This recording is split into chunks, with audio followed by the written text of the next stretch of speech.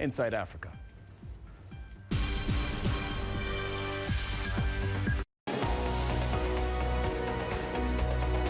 Inside Africa, in association with Zenith Bank.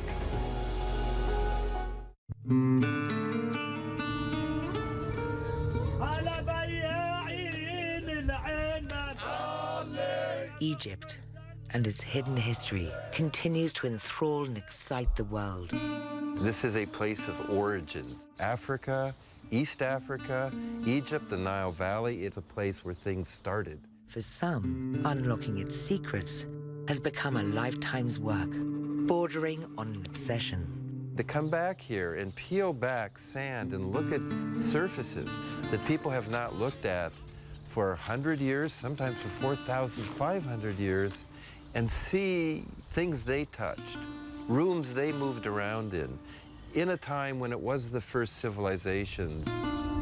These are the people shining a light onto Egypt's ancient past. This is Inside Africa.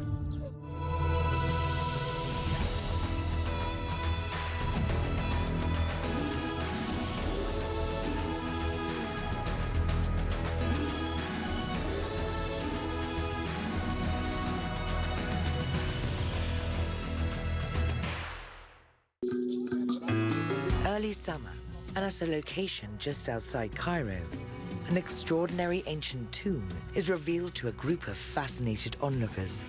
Wow, we can see remains of a linen.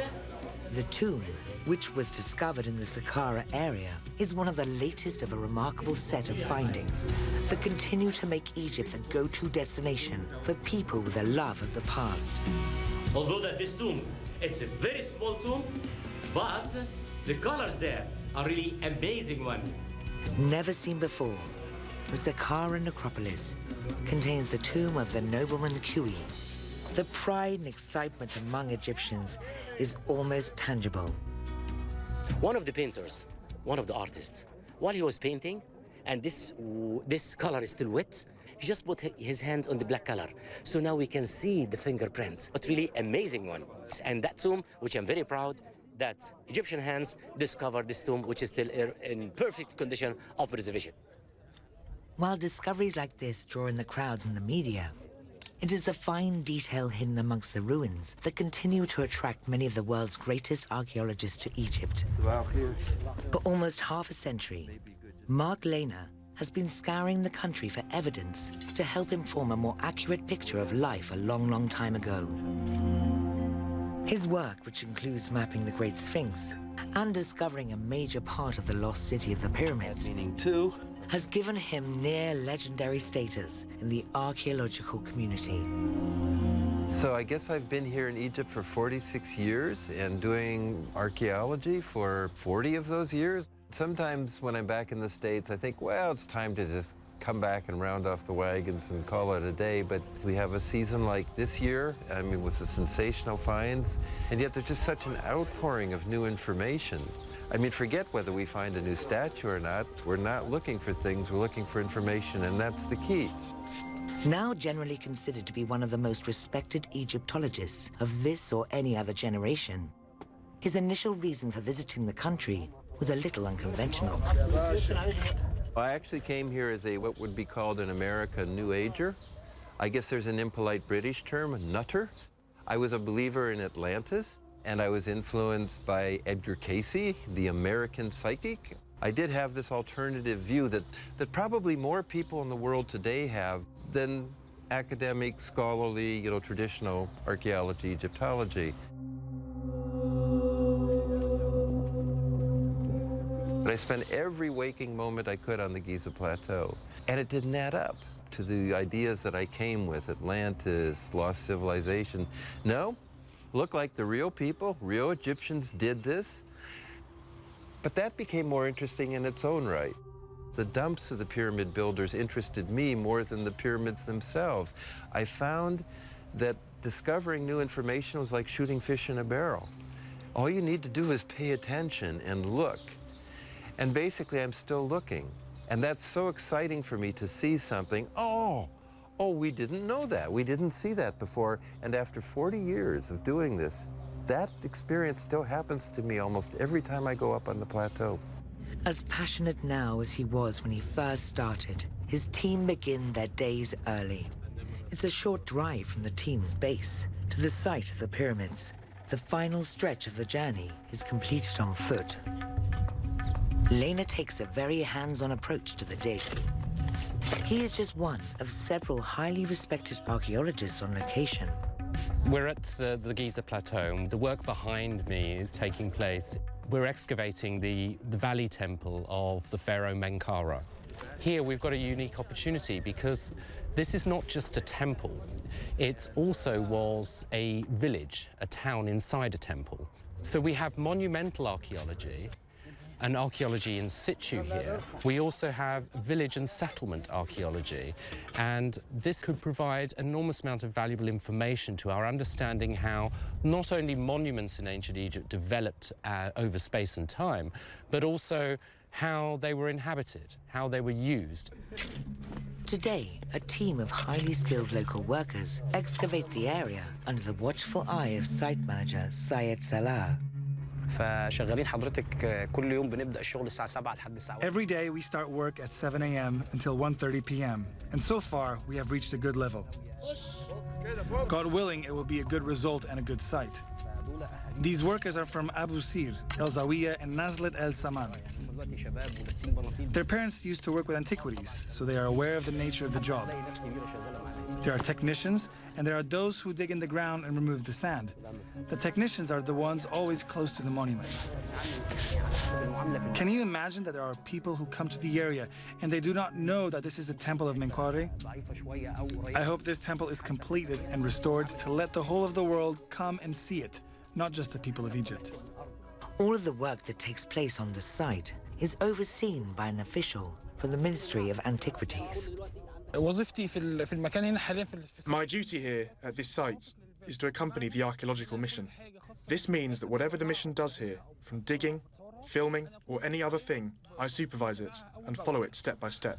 Any digging, discovery, I follow up on it and I get a report on it. I collect all the data. The importance of this job is that we dig and we uncover the hidden sites that people are unaware of. Even if the site is uncovered, we bring it to the attention of people and let them know about it. No one can walk out with a pottery or piece of pottery unless it is labelled and registered, and it must be moved from the site by the mission and through me. While locals call the shots, it is a truly international team that works together on the site. One of Hungary's top archaeologists is a key member of the crew. Like many others on the site, the lure of Egypt and the pyramids proved irresistible. I mean, look at the view. You look at the pyramids every day, every morning, and I think it's just a pleasure to be here, and it's a privilege to work with Mark Lehner, and it's a privilege to work in Giza. We are looking for the tiny little details, and this is what is very important in archaeology. So sometimes when we find a statue or even a stele, it just doesn't give us that many information as a little piece of textile or a seed of something. It's really like you have to imagine like policemen working on their cases. It's the same in archaeology. Any tiny little information or even the soil samples can give us information about the past. Nearly everything discovered here ends up at the team's on-site lab, a veritable treasure trove of Egyptian artifacts. Thinking of banking in Africa? Think Zenith. In today's fast-moving, fast-changing world, you need a financial partner that understands your unique expectations. A bank with presence in major financial centers across the world, with the enabling platform to facilitate seamlessly, whenever, wherever, however. A bank with best-in-class financial solutions from a superb combination of technology and human touch. For easy, fast, and secure banking that creates real value. Turning dreams into reality is now in your hands. People, technology, service. Zenith Bank, in your best interest.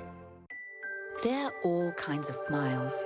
The I am blessed smile. The caught you smile. The not a care in the world smile.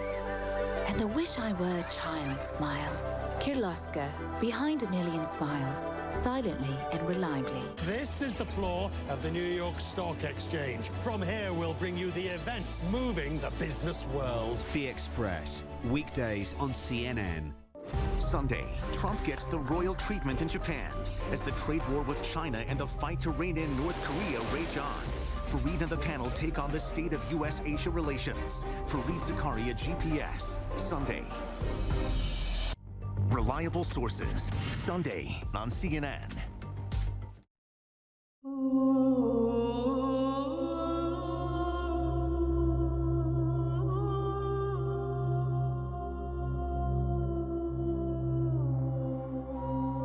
Egypt and its ancient history has held the world spellbound for centuries. One man, more than most perhaps, has been caught up in the captivating spell this country weaves. For almost 50 years, archaeologist Mark Lehner has been trying to unravel Egypt's secrets. Here in the northeast corner of Africa, you know, something really sensational happened in a very confined space, the Nile Valley. Ancient Egyptian civilization. Pyramids are the first efflorescence of that civilization, the first blossoming of it. And so they're key. And I think what happened here in ancient Egypt was so unique. So context is everything in modern archaeology. It's more like a detective story where there's been a crime. Something happened.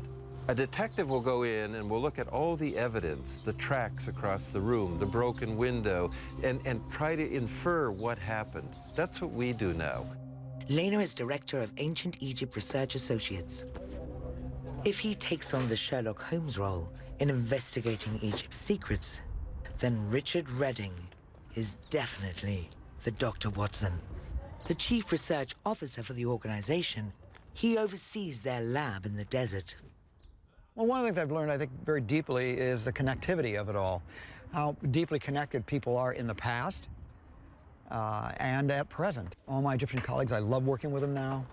They're really dedicated. They got, all of you say they have a fire in their guts to get out there and really understand what's going on and work. And you look at the past and you see that same connectivity out there at the site.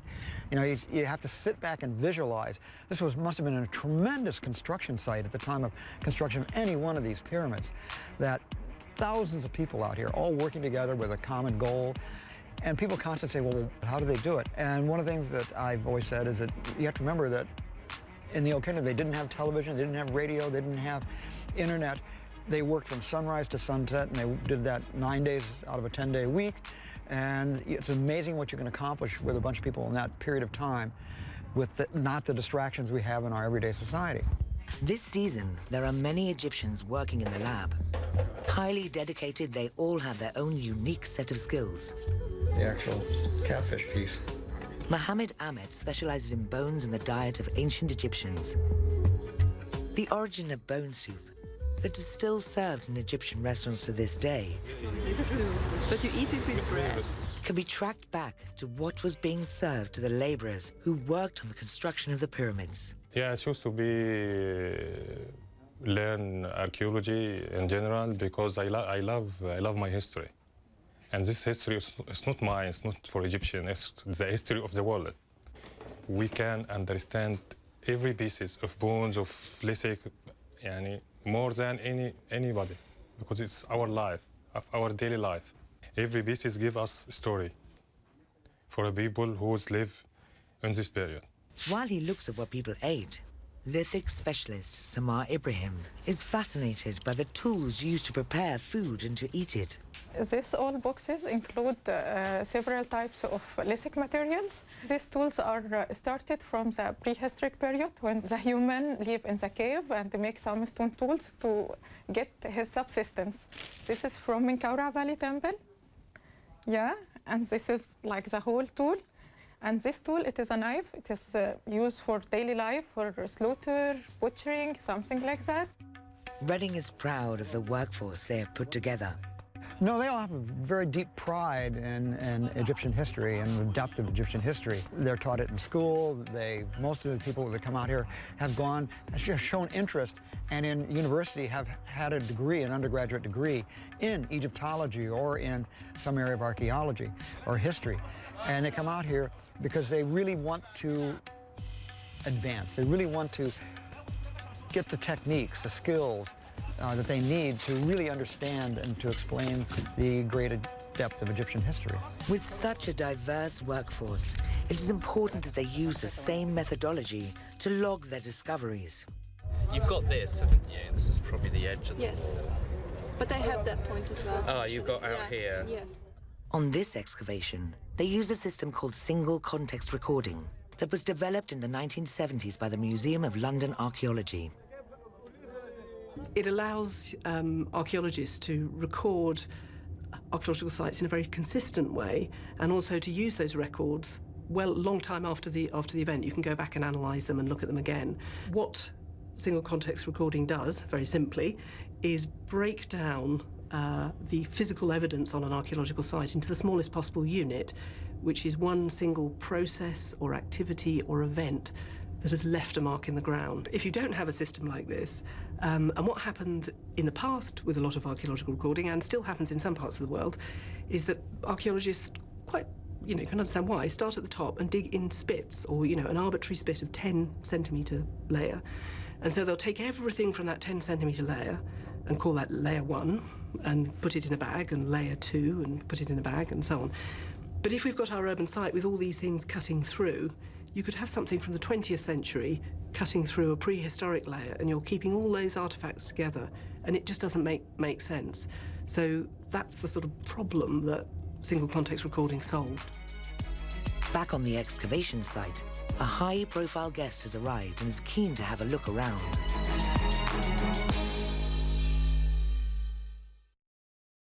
Thinking of banking in Africa? Think Zenith. In today's fast-moving, fast-changing world, you need a financial partner that understands your unique expectations.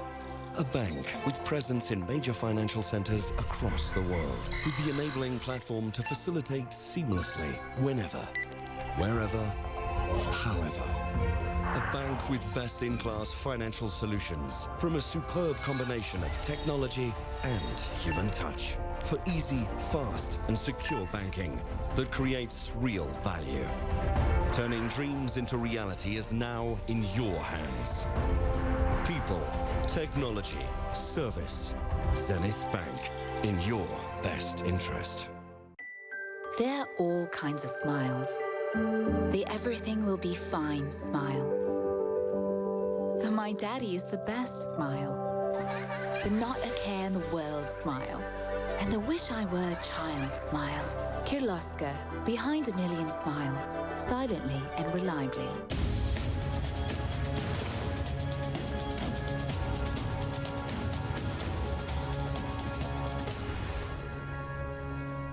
Tuesday, an exclusive interview for the first time ever with an American TV network. German Chancellor Angela Merkel sits down for an in-depth conversation, one-on-one with Christiane Amanpour, Tuesday on CNN.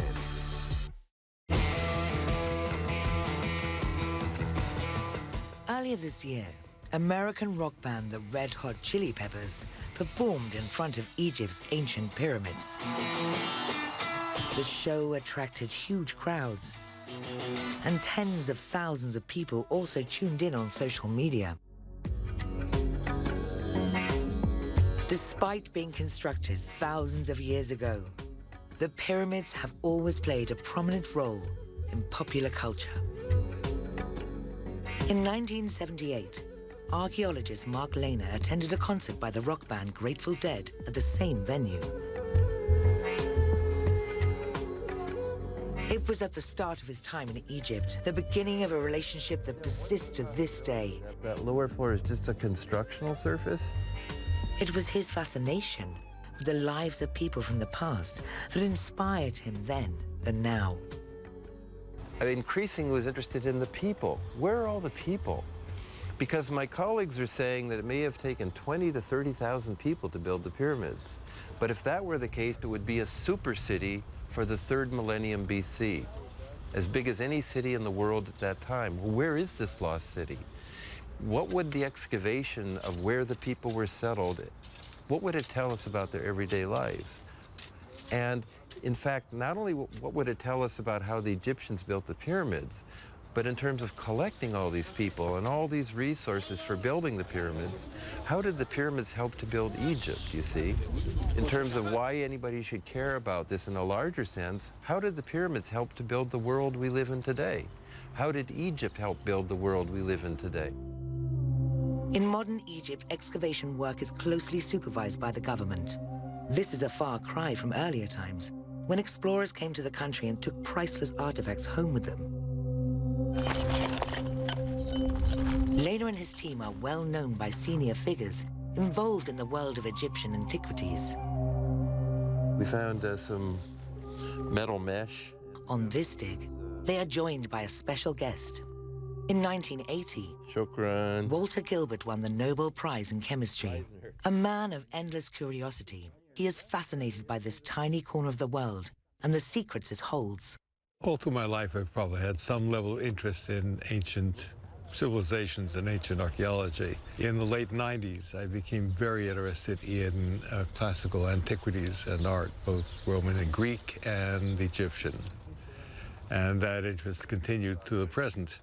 Can we step over this? Syed, mumkin? The more we understand the flow of human history, the better off we are. We tend to live in a short-term present. So here's the floor level, Wally, where they found the triads way up here?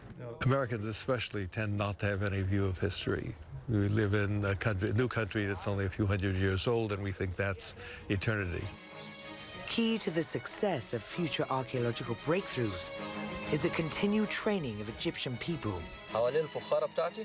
The American Research Center in Egypt runs field schools throughout the country.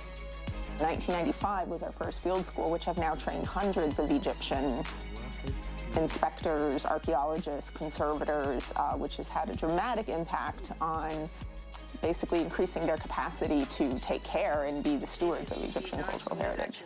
Drawing what you see and not believing Davies. Perfect. We always knew that this is something we wanted to very much partner with Egypt on, but it was also very much the request of Egypt to help to increase their capacity. So it's very much been a partnership from the beginning. So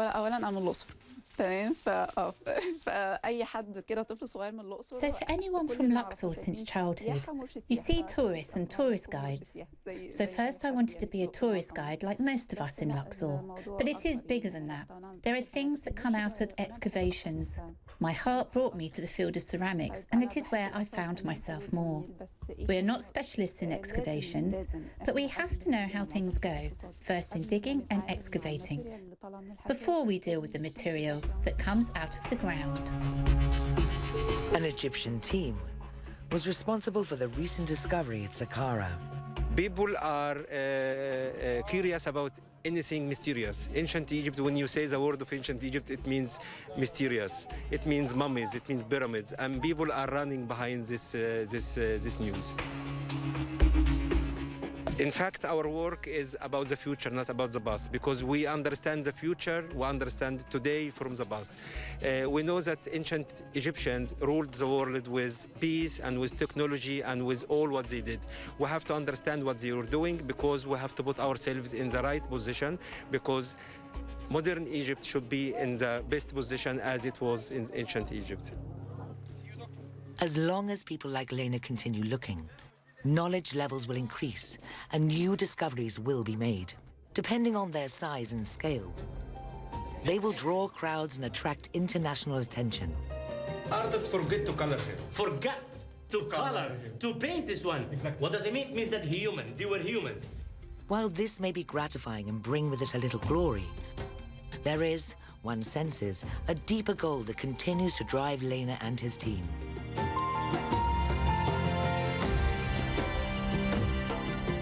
It's amazing to me how little I know, and I just put together a sheet with about 8 new questions that I really need to look into. And I do this almost every year, and it's just like a tree that you're trying to go up and branches go off this way and branches go off that way, and it's just kind of a never-ending tree that you can explore and try and understand. So my interest in this area will never be satisfied. You know, you say that, you know, we're looking way into the deep past, we're looking back 4,000 or 5,000 years, but that's almost like a catalyst. It's almost like a rocket that interests me in where we're going in the future. First of all, the archaeological record is disappearing.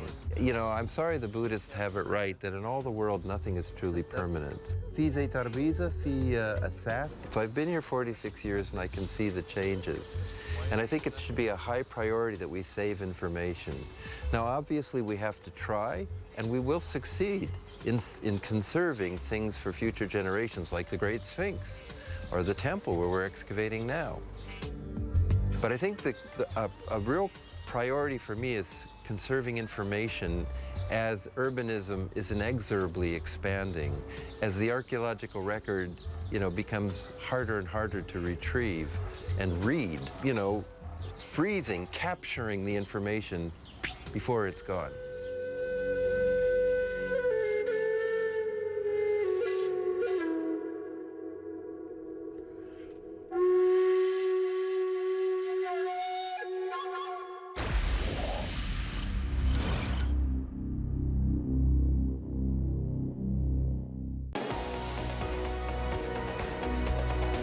Inside Africa, in association with Zenith Bank. There are all kinds of smiles. The I am blessed smile. The caught you smile. The not a care in the world smile. And the wish I were a child smile. Kirloskar, behind a million smiles, silently and reliably. The straight talk you need from your man in Washington, who won't back down. The Lead with Jake Tapper, weeknights on CNN.